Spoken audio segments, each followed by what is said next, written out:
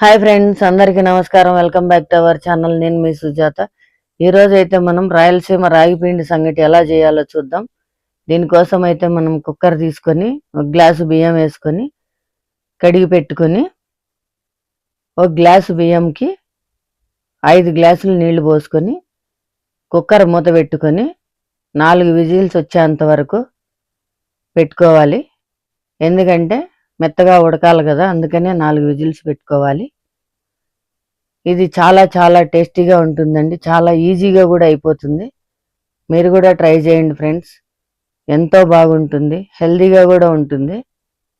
ఇప్పుడు మనం 4 విజిల్స్ వచ్చేంత వరకు పెట్టుకొని మూత తీసుకొని చూస్తే చాలా మెత్తగా ఉడికింటుంది రైస్.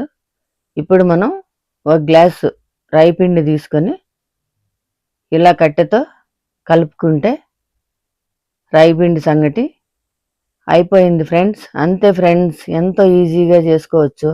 మీరు కూడా ట్రై చేయండి ఫ్రెండ్స్. ఇప్పుడు మనం కుక్కర్ మూత పెట్టుకొని ఒక 2 మినిట్స్ సన్నని సెగ పైన పెట్టుకుంటే రాయిపిండి సంగటి రెడీ ఫ్రెండ్స్. ఇలా ముద్ద చేసుకొని నెయ్యి వేసుకొని పప్పులో తింటే చాలా టేస్టీగా ఉంటుంది. చికెన్లో అయినా మటన్లో అయినా ఏ కూరలో అయినా బాగుంటుంది. ఇది ఎంతో హెల్దీగా ఉండే రాగిపిండి సంగటిని మీరు కూడా ట్రై చేయండి ఫ్రెండ్స్. Thank you friends.